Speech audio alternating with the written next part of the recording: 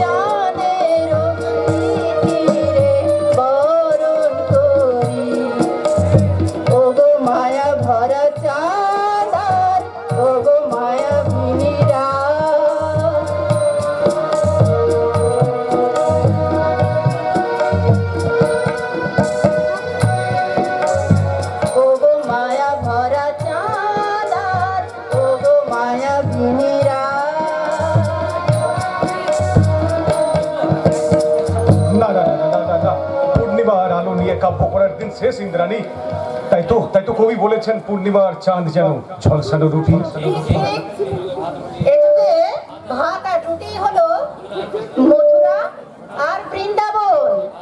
সেই ভাত রুটিকে কখনো কারোর সঙ্গে ভাগ করবে না, বুঝেছো? কিন্তু এখনো তো একা একা ভাত খাওয়ার সময় আসেনি ডার্লিং। মানে বাবার চেম্বারটা পড়ে গেলেও না, সংসারটা কিন্তু এখনো বাবার টাকাতেই চলছে যে। এর পেছনেও ওই বুড়োটার একটা সলিড ধান্দা আছে গো। ধান্দা? আর কিসের ধান্দা? বাবার চেম্বারটা এখন মায়ের ভোগে, আর বাড়িটাও বন্ধক দেওয়া। আমি তাই এবারে ঠাকুরজির বিয়ের সময় ঠিক তোমার হোটেলের জমিটা ফেরত চাই। আমিও কদিন ধরে এই কথাই ভাবছিলাম বৌদি, কিন্তু এক্ষুনি বাবাকে ছেড়ে গেলে লোকে কি বলবে বলো তো? আরে দূর দূর, এই লোক নিন্দা হলো সমুদ্রের ফেনা, আজ আছে কাল নেই। তবুও বাবা যখন তার যথাসর্বস্ব আমাদের দু ভাইকে দিয়েছিল, তখন কিন্তু আমরা কথা দিয়েছিলাম যে ওই সপ্তমীর বিয়ের দায়িত্ব কিন্তু আমরা নেব।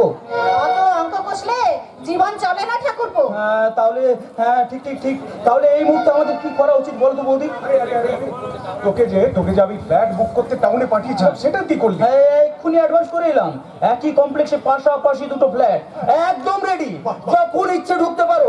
Very good very good very good. আমি তাহলে এই লোনের জন্য না কালকেই অ্যাপ্লাই করি। হ্যাঁ, বাবা তো ব্যাংক লোনটা পেয়ে গেলে নতুন করে আবার গবেষণাটা শুরু করতে পারবে। তাই যেন হয় ঠাকুরজি। আমি তো দিন রাত ঠাকুরের কাছে প্রার্থনা করছি। আমিও তো তারা মার কাছে মানত করছি, ভাবছি এই শনিবারেই পুজো দিয়ে আসবো। তা বড়দা, আমাকে 1000 টাকা ধার দিতে পারবি? আমার হাত তো এখন একদম খালি, আর ওই কারখানার অবস্থাও তেমন বিশেষ কিছু ভালো না। দেখ না বরেন, দেখ। আমার কাছেও কিন্তু ওরকম ওই ফালতু খরচ করার টাকা নেই রে। কি বললি? বাবার মঙ্গলে তোদের কাছে ফালতু ব্যাপার? হ্যাঁ, ঠিক কথাই বলেছে। কারণ এই অসময়ে আমার জন্য তোরা এতগুলো টাকা খরচা করতে যাবি কেন? সপ্তমী যখন মানত করেছে, পুজো আমাদের দিতেই হবে। বললেই তো হয় না রাজাদা। বাবা যে নিঃস্ব, সহায় সম্বলহীন। তিনটে ছেলের বাবা কখনো সহায় সম্বলহীন হতে পারে মেম সাহেব? এই নাও টাকা, আমি তোমায় দিচ্ছি, তুমি পুজো দিয়ে আসবে। নাও। এতগুলো টাকা তুমি কোথায় পেলে? আরে বাবু আমাকে যে মাসে মাসে 50 টাকা করে হাত খরচা দিত, আমি তো তার থেকে জমিয়ে রেখেছিলাম। না রে রাজা, না, ওই টাকা তুই এভাবে খরচা করতে পারবি না রে। আর আমি তো শীঘ্রই ব্যাংক লোন পেয়ে যাবো, আর তখন না হয় তোরা পুজোটা দিস।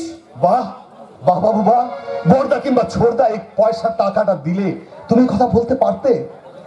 এতদিন যে তুমি গল্প করে বলতে তুমি তিনটি ছেলের বাবা, তাহলে কি সব মিথ্যে বাবু?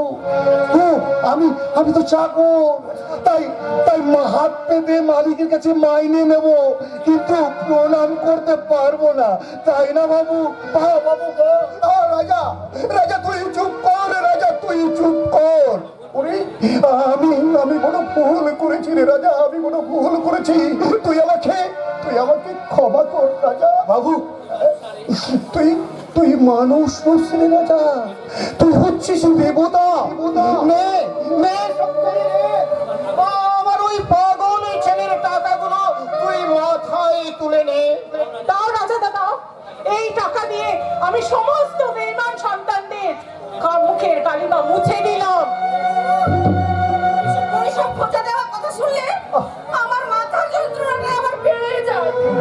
বাহ বাহ বাহ বাহ বাহ, রাজার মতো সন্তান থাকতে তো তোমার আর দেখছি কোনো চিন্তাই নেই বাবা। তবুও তোমার একটা ব্যাপারে আমি অনুমতি চাই বাবা। এবার কিন্তু ওই প্রত্যেকবারের মতো ইন্দ্রাণীর জন্মদিনে কিন্তু আমি পাঠিয়ে দিচ্ছি।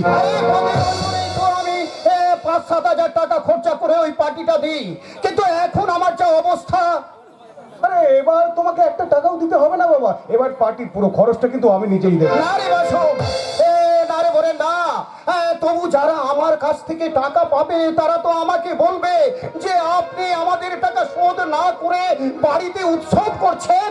আমাদের খরচা কমাতে বলে তুমি কি করে এত বাজে খরচা করছো বাবা? না, বাবু বাজে খরচা করছে এ কথা কেউ বলতে পারবে না। আমি বলছি মুখের ওই দামি সিগারেটটা ফেলে দিয়ে বিড়ি খাওয়া ধরলেই তো অনেক টাকা বেঁচে যেত বাবা।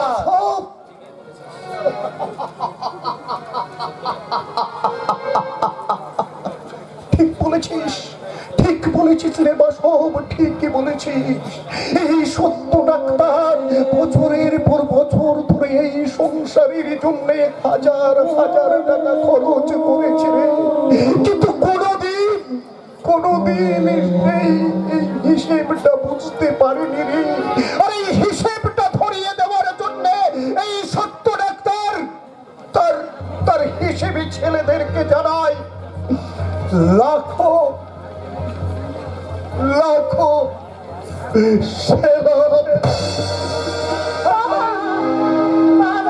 থেকে এই সিগারেটের নেশা আমি ছেড়ে দিলাম।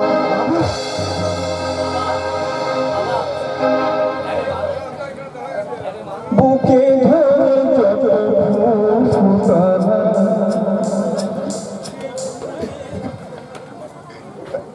কাঁদিস না রে মা, সে ফুলে কাটা ছাতিতে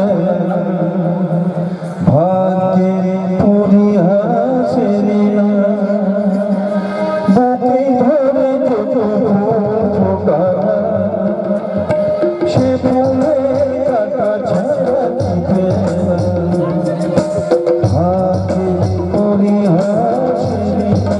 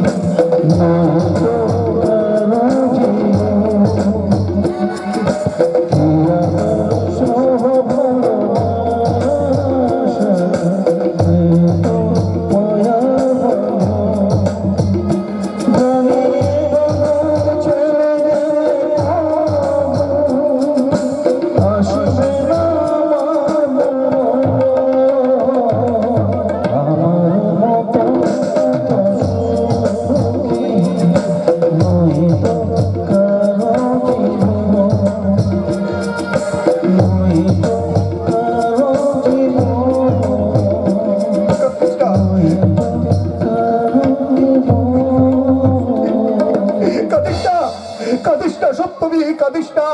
ওরে মা, আমি সত্য ডাক্তার, সত্যকে অবলম্বন করে আমি এতদিন ধরে মাথা উঁচু করে বাঁচিয়েছি। আমি হারবো না রে মা, আমি কিছুতেই হারবো না। তো কোনোদিন হারতে পারে না ডাক্তার বাবু, তাই তো নতুন চেম্বার খোলার জন্য ব্যাংক থেকে আপনাকে 1 লাখ টাকা লোন দিতে রাজি হয়েছে। তুই কি বলছিস? ব্যাংক আমাকে লোন দিতে রাজি হয়েছে? হ্যাঁ ডাক্তার বাবু। আমি এইমাত্র ওদের সঙ্গে কথা বলে ফর্ম নিয়ে এসেছি। এনেছিস তা হ্যাঁ এটা সই করে আপনি কাল সকালে জমা দিয়ে তা হ্যাঁ রে জীবন, এই কাগজের সঙ্গে আমাকে আর কি কি ডকুমেন্টস লাগবে না ডাক্তারবাবু, কিচ্ছু লাগবে না। আপনার 2 ছেলের গ্যারেন্টার হিসাবে ওই ফর্মে সই করতে হবে। কিন্তু কিন্তু আমরা ওই ফর্মে সই করার পর বাবা যদি সেই টাকা ফেরত না দিতে পারে তাহলে তো ওরা আমাদেরকে ধরে নিয়ে যাবে। আরে না রে না, না বলে না, তুই আমি তোরা দেখবি, আমি যদি একবার গবেষণাটা শেষ করতে পারি না তখন আমি লাখ লাখ টাকা রোজগার করবো, আর তখন আমি তোদের সব দেন আমি দিয়ে দেবো। ডোন্ট মাইন্ড বাবা, এই সময় তোমাকে হেল্প করতে গেলে আমরা হয়তো সর্বশান্ত হয়ে যাব। বলেন কেন ছোট সাহেব, বাবুরের বিপদের সময় তুমি সইটা করে দাও না। এই মনে রাখিস, যার বোঝা তাকেই বইতে হয়, যে ধার করবে শোধ করার দায়িত্ব তার একার। পুজো দেওয়ার টাকার বেলা তোদের কাছে কোনো টাকা থাকে না, কিন্তু বৌদির জন্মদিনের পার্টি দেওয়ার জন্য তোদের টাকা চলে আসে। মুখ সামলে কথা বল সত্যি। কেন বলবে না, কেন বলবে না? এতদিন তো বাবুর নামে দোকান থেকে প্যাকেট করে সিগারেট কিনেছো, আজ আজ সে মানুষটার সিগারেট খাওয়া তোমরা বন্ধ করে দিলে। তোমরা কি মানুষ? অত কথা দরকার নেই। তুমি এই বাড়ির সব বিক্রি করে ধার দেনা শোধ করে দাও। না না না না না না না, বাড়ি বিক্রি করাটা যে অসম্ভব, আইন মাফিক, ওটা আমাদের কাছে বন্ধক আছে। আরে তাতে কি হয়েছে, এই বাড়ির দাম তো আর 2 লাখ টাকা নয়, 2 লাখ টাকার অনেক বেশি। আর এই বাড়িটা বিক্রি করে আমার হাতে আসবে লাখ লাখ টাকা, আর তখন না হয় আপনাদের ওই ফরদ্দাজ বাবুর সমস্ত টাকা আমি মিটিয়ে দেবো। ভরদ্বাজ বাবু যে ওই টাকার দাবিতে মামলা করে বসে আছে, আগে আগে সেটাকে সামলান। আপনারা যে কোর্টে মামলা করেছেন তার কোনো নোটিশ আমরা পাইনি। ওটাই তো শুনে ক্যাপাকাইটিস। তাই আদালত একতরফা হুকুম দিয়েছে, 1 মাসের মধ্যে এ বাড়ি না ছাড়লে বাড়িটা আমরা ক্রপ করে নেব। এটা বাবার ব্যাপার, বাবা বুঝবে। এই সুরেন কাকা, আপনি কেমন আছেন? ওই ভরদ্বাজ বাবু আবার কথা জিজ্ঞাসা করেছেন তো? বলেছি বই কি, ভরদ্বাজ বাবু তো তোমাকে হোটেলের কাগজ নিয়ে এক্ষুনি একবার দেখা করতে বলেছে। জয় মা তারা, আপনি বড় ভালো খবর নিয়ে এসেছেন উকিল বাবু। আপনি কিন্তু আজ আমাদের বাড়িতে খাওয়া দাওয়া করে যাবেন। একদম না না না না না, ওসবের আর কি দরকার আছে বৌমা? ডাক্তার বাবু হয়তো আবার রাগ করবেন। তাতে কিছু যায় আসে না, আমি বড় বংশের মেয়ে, অতিথি সৎকার করা আমার পরম ধর্ম। আর এই ধর্ম থেকে আমাকে কেউ সরাতে পারবে না, কেউ না, কেউ না, কেউ না। এই তুই সুরেন কাকাকে ভেতরে নিয়ে যা, আমি ততক্ষণে না ওই গোবিন্দ ঘোষের দোকান থেকে চট করে একেবারে মিষ্টি নিয়ে আসি। ওই নলেন গুড়ের জল ভরা তাল আছে, সবাই মিলে খাবো। আসুন উকিল বাবু, আসুন আসুন, ভেতরে আসুন। হ্যাঁ চলো চলো।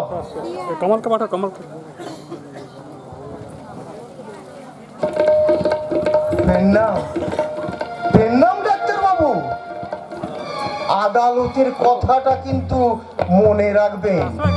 পথে বসার আগে মাত্র 1 মাস সময় পাবেন। আইন মাফিক 30 দিন।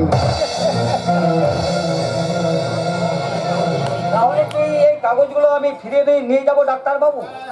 তাই যা রে জীবন, তাই যা। ওরে জীবন, আমি যে ভুলে গিয়েছিলাম যে বর্তমানে যুগের ছেলে মেয়েরা হচ্ছে ঝিনে যোগ। এরা নেবার সময় ঝিনে যোগ, আর দেবার সময় হচ্ছে পুত্র শোক। জীবনদা, জীবনদা, ওই কাগজগুলো তুমি আমায় দাও, আমি সই করে দিচ্ছি। না রাজা না, জীবনদা, এই কাগজে সই করার যোগ্য তুমি নও। তুমি সন্তানের মতো, কিন্তু সন্তান নও, সন্তান নও। কেন কেন কেন আমি আপনার সন্তান হয়ে জন্মালাম বাবু? কেন আমি আপনার সন্তান? কাঁদিস না রে রাজা, কাঁদিস না। ওরে ওরে রাজা, তুই আমার একটা কথা রাখবি? কি কথা বাবু? আমি বলছিলাম কি, তুই তুই এই বাড়ি ছেড়ে, আমার সংসার ছেড়ে, আমাকে ছেড়ে চলে যা। না বাবু, না। নিজের ছেলেরা পিঠ দেখিয়েছো তো কি হয়েছে?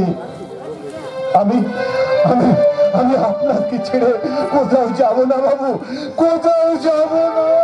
রাজা, বসতি আবার উঠবে ভোরে, আকাশ আলো উঠবে ভোরে, জিন্দাবাদ সব ইতিহাস হবে, পৃথিবী আবার শান্ত হবে, পৃথিবী আবার শান্ত হবে। একদিন ঝড় থেমে যাবে, পৃথিবী আবার শান্ত হবে, পৃথিবী আবার শান্ত হবে। না, না, না, তুই চলে যা, চলে যা বাবু। ওরে রাজা, যে নিজেই নিজের বাড়িতে আসিত, সে তোকে কেমন করে আশ্রয় দেবে বলতে পারি বাবু।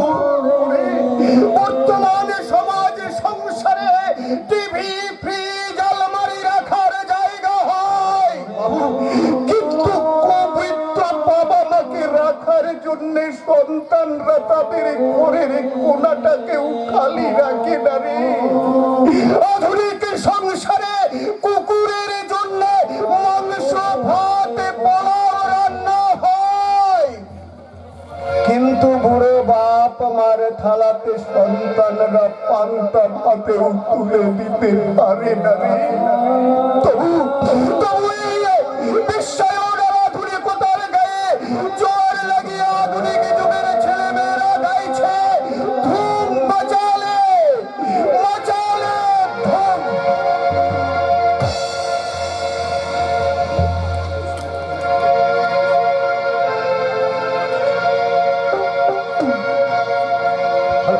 धूम मचाले धूम मचाले धूम धूम धूम मचाले धूम मचाले धूम। इश्क में झीले झीले, इश्क में मरले मरले, इश्क को छोड़ दोबारा। इसकी ही तो जिंदगी है, इसकी ही तो हर खुशी है, आप इसकी गली को छोड़। धूम मचाले धूम मचाले धूम मचाले धूम धूम धूम मचाले धूम मचाले धूम धूम। আস্তে আস্তে রিমঝিম, অত নাচিস না। সবার আগে সুটকেস ভর্তি টাকাগুলো গুনে কোথাও লুকিয়ে রাখতে হবে। ও দাদা, নাচবো না তো কি করবো রে? আজ আমরা নগদ 7 লক্ষ টাকার মালিক হয়েছি। 7 লক্ষ নয় দিদি ভাই, বলুন 6 লক্ষ। আমি জমিতে পড়ে থেকে দিন রাত এক করে টাকাটা নিয়ে এলাম, এর মধ্যে আমারও 1 লক্ষ টাকা কমিশন আছে।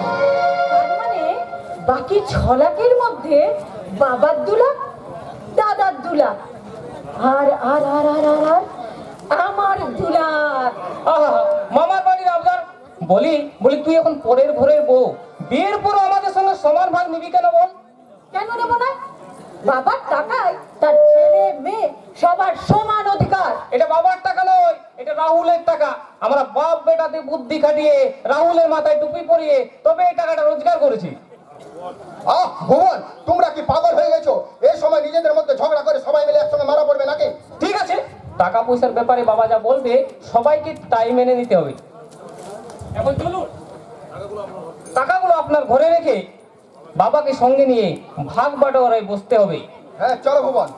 আমিও তোদের সঙ্গে যাব, কারণ টাকার ব্যাপারে আমি নিজের বাপ ভাই কাউকেই বিশ্বাস করি না।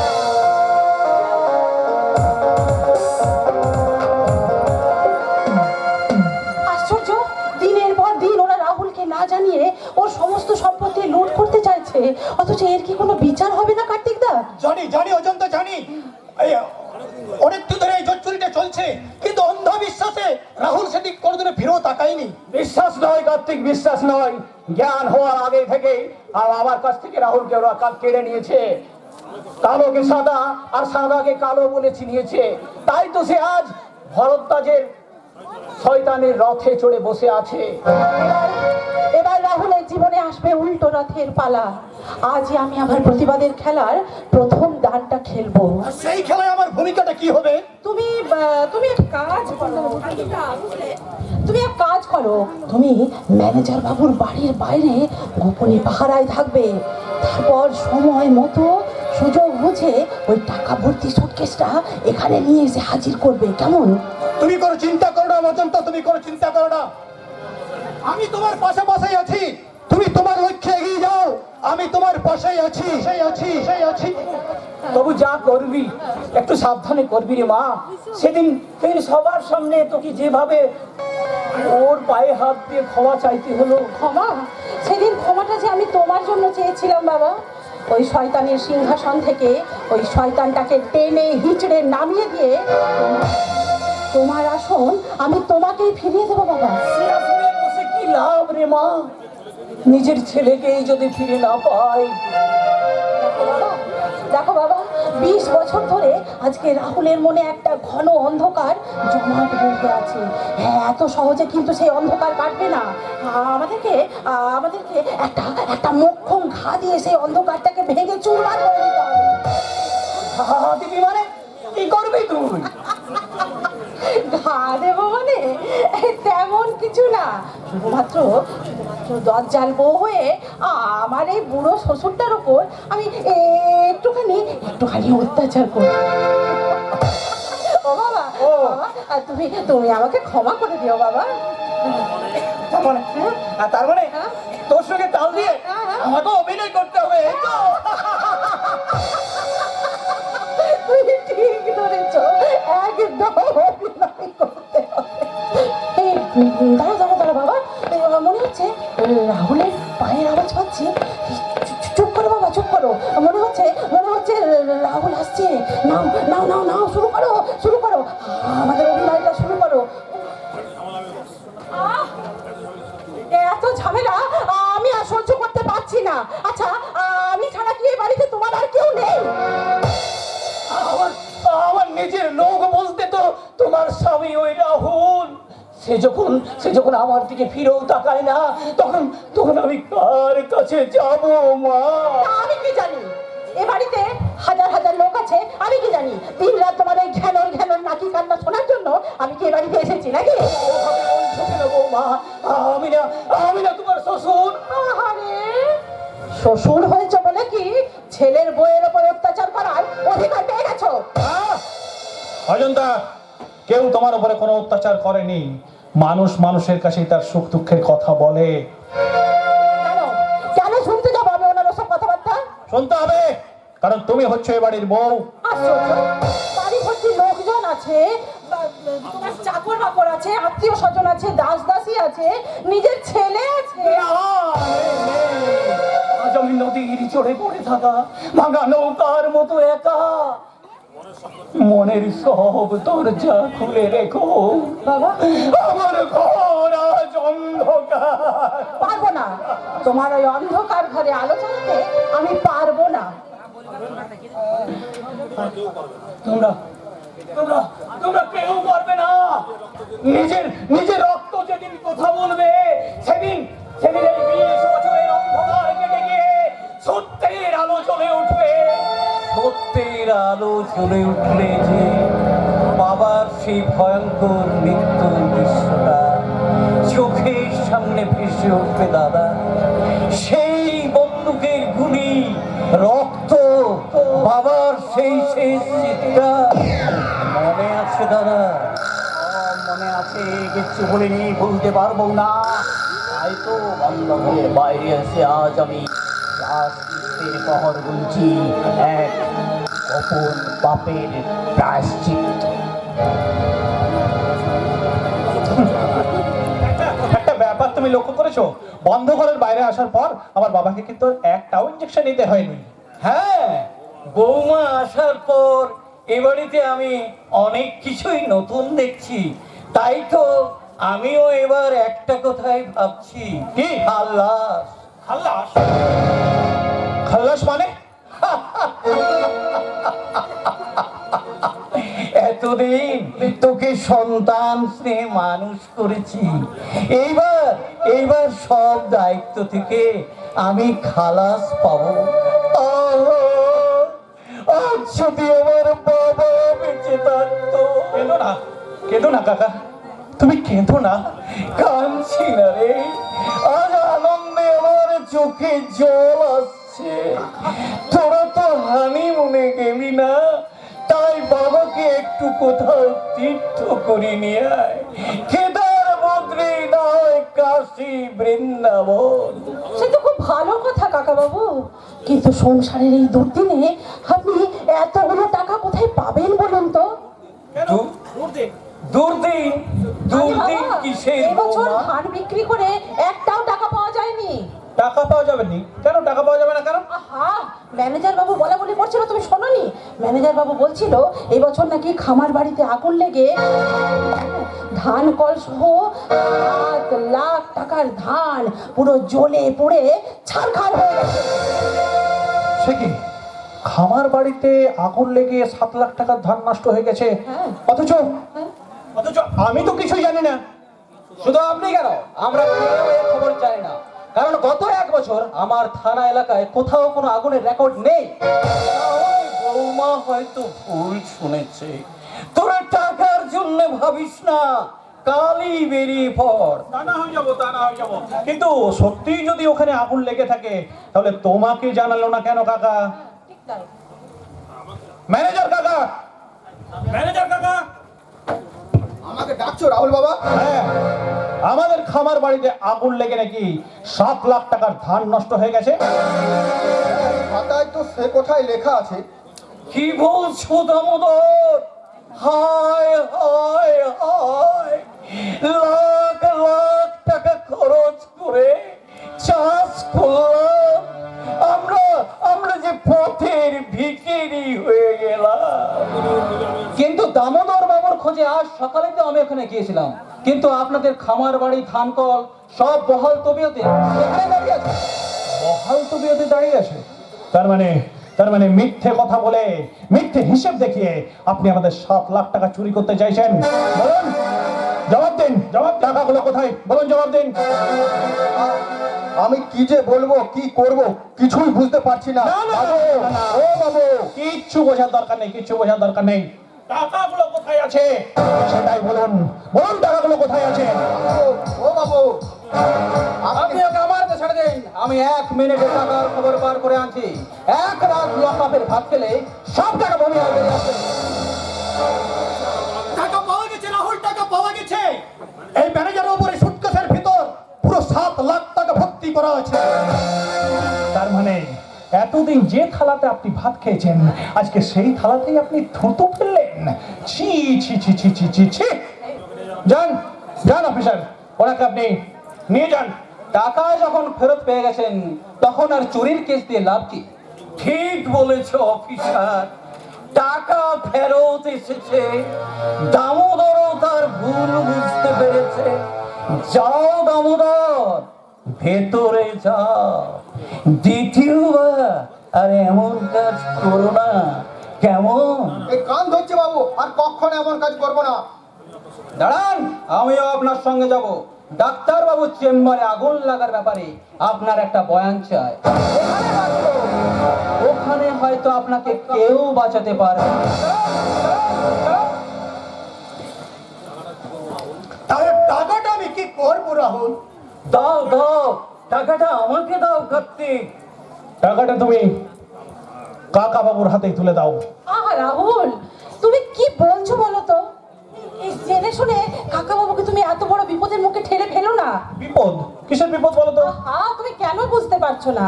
ওই ম্যানেজার বাবু যদি সমস্ত অপমানের প্রতিশোধ নেওয়ার জন্য রাতের অন্ধকারে কাকা বাবুর গলার কাছে ছুরি ধরে সমস্ত টাকাটা যদি ছিনতাই করে নিয়ে যায়, তখন তুমি কি করবে বলো তো?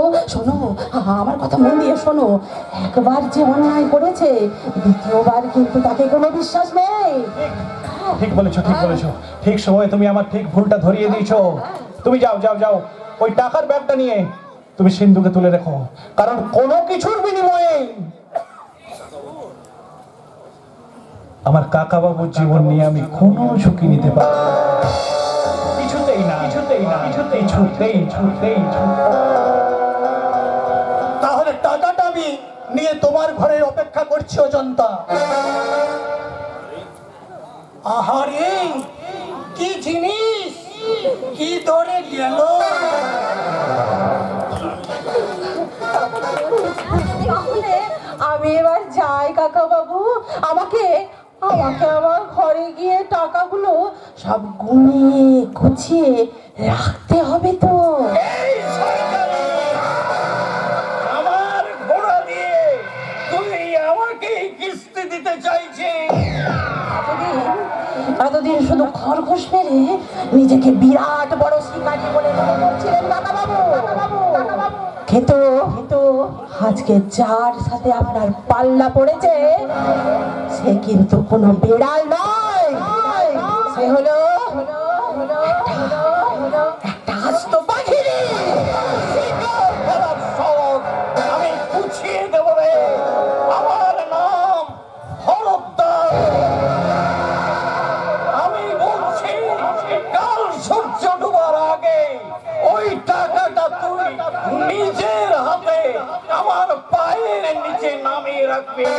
এ আমার প্রতিজ্ঞা। তা যদি না হয়, ভারতদের জীবনে না আসবে সেই দিন যেদিন সূর্যটা আকাশে ওঠার পর ডুবতে ভুলে যাবে। প্রতিজ্ঞাটাকে মুছে দিতে হলে ওই সূর্যটাকে আকাশে আটকে রাখিস, ডুবতে দিস না। না হলে কাল সূর্য ডোবার আগে তোকে এই টাকাটা আমার পায়ে প্রণামী দিতে হবে। আয় কালিদাস, কেমন লাগে?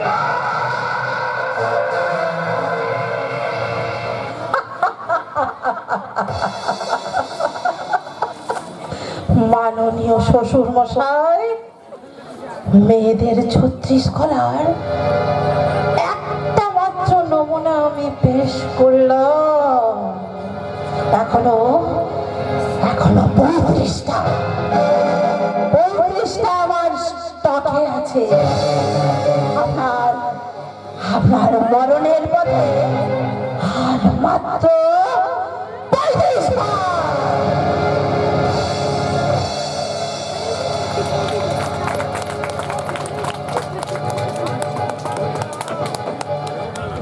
না না না না বাবা, আর হয় না।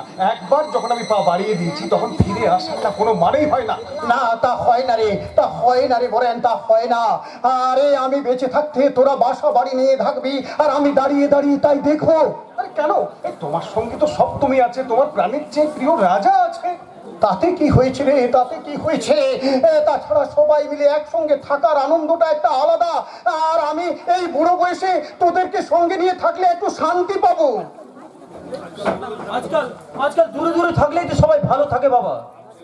বাপ ছেলে ভাই বোন সব যে যার তার। তবু তো তোর মাকে মরার সময় আমি কথা দিয়েছিলাম যে আমি বেঁচে থাকতে আমি আমার সংসারটাকে আলাদা হতে দেব না। তোর উপর থেকে দেখতে আসছে না যে আমরা কি করছি? তবু তবু তো তাদের আশীর্বাদের একটা দাম আছে রে। তাছাড়া মা বাবার আশীর্বাদ ছাড়া কোনো ছেলে মেয়ে কোনোদিন বড় হতে পারে না রে বাসব।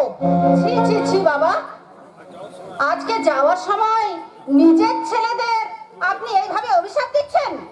অভিশাপ নয় বৌমা, অভিশাপ নয়। আমি তোমাদের এক চরম সর্বনাশের হাত থেকে বাঁচাতে চাইছি। এখানে থাকলেই বরং আমাদের সর্বনাশ হবে। কি একটা আপনার চেম্বার তো বন্ধ হয়ে আছে, কি একটা গবেষণা নিয়ে মেতে আছেন, আর এদিকে বাড়ির ঘটি বাটিটাও যে বিক্রি হয়ে যাচ্ছে সে খেয়াল আছে আপনার? এবার তোমার সঙ্গে থাকলে না আমাদের এই ব্যবসা বাণিজ্য নিয়েও টানাটানি শুরু হয়ে যাবে একদম। বাহ, এই ব্যবসা বাণিজ্যটার জন্যই বাবা কিন্তু যথা সর্বস্ব ত্যাগ করেছে। সব সব সব বাবাই তাই করে। আমাদের বাবা এর চেয়ে বেশি কিছু করেনি সপ্তমী। বাহ, এই আত্মত্যাগে তোদের কাছে কোনো দাম নেই, কিন্তু এই বাবার বিশেষ কিছু চাইনি এই বুড়ো বয়সে সবাইকে নিয়ে একসঙ্গে থাকতে চেয়েছে। তার হয় না ঠাকুরজি, উনি আজ একটা সর্বশান্ত মানুষ। পাশের ঘরে বসে আমরা রাজভোগ খাবো আর উনি দাঁড়িয়ে দাঁড়িয়ে দেখবেন। বড় বংশের মেয়ে হয়ে আমি তো সেটা সহ্য করতে পারবো না। বৌমা, তুমি সহ্য করতে না পারলেও আমি পারবো বৌমা, আমি পারবো। তোমরা ঘরে বসে মাংস পোলাও কালিয়া খেও, আর আমরা পাশের ঘরে বসে না হয় নুন ভাত খাবো। তবু তবু তোমার কাছে আমি হাতে জোর করে অনুরোধ করছি বৌমা, এই সংসার ছেড়ে আমাদের ছেড়ে তোমরা চলে যেও না, চলে যেও না। না বাবা, না না, আমি ভরদ্বাজ বাবুকে যখন একবার কথা দিয়েছি তখন আমি কথার খেলাপ করতে পারবো না, আমি ছেড়ে দেবো। ভরদ্বাজ মানে যে শয়তানটা আমার চেম্বারে আগুন লাগিয়েছে, তার তোর কোনো প্রমাণ নেই বাবা, পুলিশ তো ওদের বিরুদ্ধে কোনো ব্যবস্থা নিতে পারেনি। না পারলো, আমি তো কোনো চেষ্টার কোনো ত্রুটি রাখিনি। ওদের ম্যানেজার বাবুকে গ্রেফতার করে থানায় নিয়ে এসেছি। সেদিনকে বাবার চেম্বারের সামনে অনেক লোককে ঘোর ঘোর করতে দেখা গেছে। আরে মিথ্যে কথা, তাতে কি হয়েছে? ওই গ্রামের মানুষ পুলিশের কাছে তো কেউ কোনো কথা মুখে স্বীকার করেনি। ভরদ্বাজবাবু নিশ্চয়ই তাদেরকে ভয় দেখিয়ে চুপচাপ করে রেখেছে। ভয়ে হোক আর ভক্তিতে হোক, মানুষ যদি মুখ না খুলে তাহলে আমরা আর কি করতে পারি বলুন? এই কথা বলে আপনি আপনার দায়িত্ব এড়িয়ে যেতে পারেন না অফিসার। আজকের সমাজে কে তার দায়িত্বটা পালন করছে ডাক্তার বাবু? উপযুক্ত ছেলেরা বুড়ো বাপকে ছেড়ে চলে যাচ্ছে, খুনের আসামি বিধানসভায় বসে আছে, শ্বশুর তার পুত্র বধূকে ধর্ষণ করছে, প্রসার বাড়ানোর জন্য এক ডাক্তার তার অন্য ডাক্তারকে খুন করছে, আর পুলিশ একাই প্রদীপ হাতে নিয়ে সেই অন্ধকারে আলো দেবে? তাহলে কি এদের কোনো শাস্তি হবে না? কি করে হবে? দামোদর বাবু নাকি সেদিন সারা রাত কলকাতায় ছিলেন এবং তার একজন প্রত্যক্ষদর্শীও পাওয়া গেছে। আপনি কি বলছেন অফিসার? হ্যাঁ, ওরে নাকি সেদিন কলকাতার গ্যালাক্সি নাইটে ভর্তি করতে গিয়েছিলেন এবং তার সাক্ষী হিসেবে থানায় বয়ান দিয়ে এসছে আপনার এই বড় ছেলে বয়ান। বাহ অফিসার, বাহ, চমৎকার। এতদিন পর আমি বুঝতে পারলাম যে মানুষের বাঘ সিংহের বাচ্চারা বড় হয়ে বাঘ সিংহ হয়, কিন্তু মানুষের বাচ্চারা বড় হয়ে মানুষ হয় না অফিসার।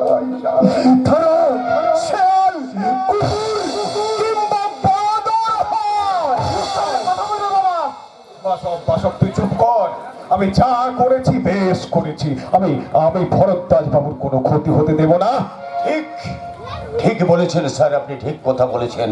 তবে তবে ভরদ্বাজ বাবুকে আপনি যতই পীর পয়গম্বর বলে মনে করুন না কেন, ওই আনন্দের চোটে তাকে যেন আবার বাবা বলে ডেকে বসবে।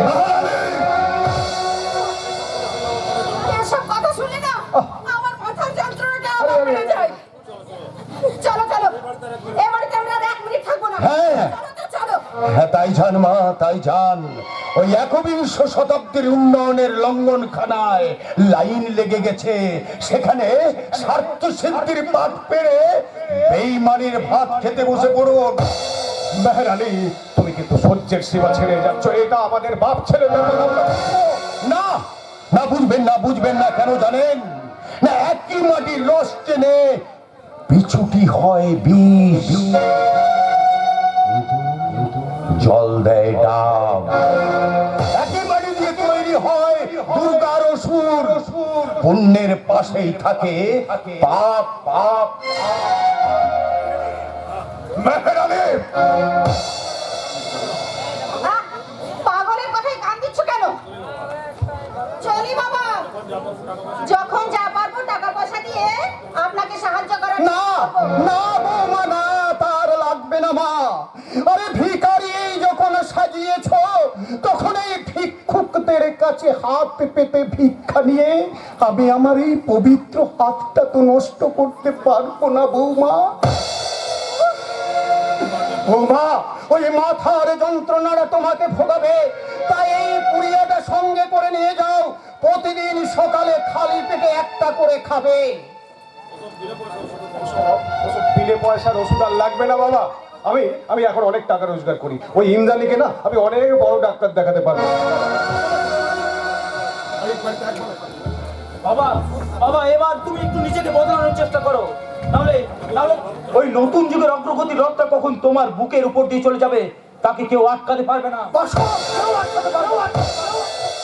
তাহলে আমিও যাই ডাক্তারবাবু, দেখি দামোদর বাবুর মুখ থেকে কোনো কথা বার করতে পারি কি না। যাচ্ছ কোথায় অফিসার? একটু দাঁড়াও। এদের উচ্ছেদ করার দায়িত্বটা যে তোমাকেই নিতে হবে। 1 মাসের মধ্যে আমার টাকাটা তো শোধ করলে না, তাই আমি এই বাড়ি দখল নেওয়ার জন্য একতরফা ডিগ্রি পেয়ে গেছি। এই দেখো সেই আদালতের কাগজ।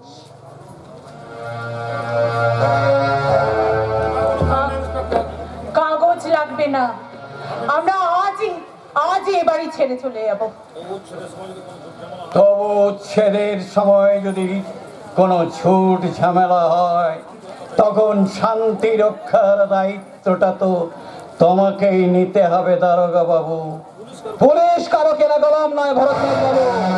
উচ্ছেদের কাজে পুলিশের সাহায্য নিতে হলে থানায় গিয়ে একটা দরখাস্ত করে আসবে। আমি তারপর আপনার আবেদনের কথাটা ভেবে দেখবো।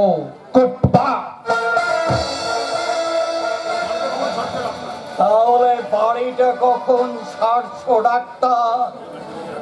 এই বাড়িটা না ছাড়া পর্যন্ত আমার বুকের জ্বালাটা যে কিছুতেই মিটছে না। তোমার কোনোদিনই মিটবে না ভরদ্বাজ। একটা কথা তুমি মনে রেখো, আমি পুলিশের আইজি সাহেবকে চিঠি লিখেছি। এমন 1000টা চিঠি পুলিশের দপ্তরে জমা, কেউ তার কোনো খোঁজ রাখে না। মনে রেখো, এদেশের আইন আদালত কোনো কিছুই গরিবের জন্য নয়, সবকিছু আমাদের মতো নেতাদের জন্য। ঠিক বলেছেন স্যার, আপনি ঠিক কথা বলেছেন। তাই তো আজকালকার ওই নেতাগুলো সব ভোগের সব কানেকশন টেনে নিয়ে তারা টিউবলাইট হয়ে জ্বলছে। আর জনগণের ফিউজ কিন্তু উড়ে গেছে। না, আজ তো আপনারা হাসবেন স্যার, আজ তো আপনারা হাসবেন। দেশের প্রথম প্রধানমন্ত্রী বলেছিলেন, পণ্ডিত জওহরলাল নেহরু বলেছিলেন যে সমস্ত দুর্নীতিবাজকে আমি ওই ল্যাম্পপোস্টের মধ্যে ঝুলিয়ে দেব। কিন্তু এখনো পর্যন্ত একজন দুর্নীতিবাজকেও ওই ল্যাম্পপোস্টের মধ্যে ঝুলতে দেখা যায়নি। ঘরে ঝুলতে দেখা যাবে? আজকালকার নেতাগুলো তো ওই ল্যাম্পপোস্ট গুলোকে কাটমানি খেয়ে কালো বাজারে বিক্রি করে দিয়েছে। এরপর আমরা গোটা দেশটাকেই বেচে দেব। যারা তাতে বাধা দেবে তাদের ঘর থেকে জোয়ান ছেলেকে কেড়ে নেব, মাথার উপর থেকে ছাদ সরিয়ে নেব। তোদের মতো রাধাকে আমরা ঘর থেকে টেনে এনে বাজারে নিয়ে বসাবো। কথা বলবে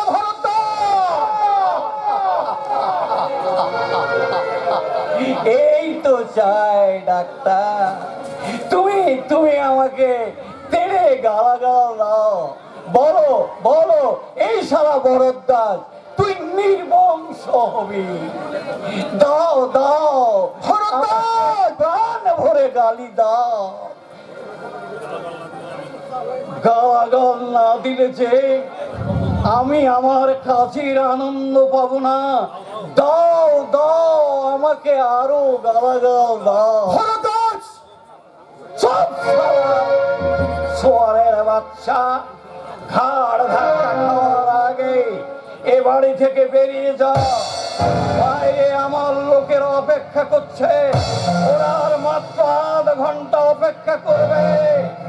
তারপর সব জিনিসপত্র সমেত তোদের লাথি মেরে পথে নামিয়ে দেবে। মনে রাখি, আর মাত্র আধ ঘন্টা। আয় কালিদাস, কামান।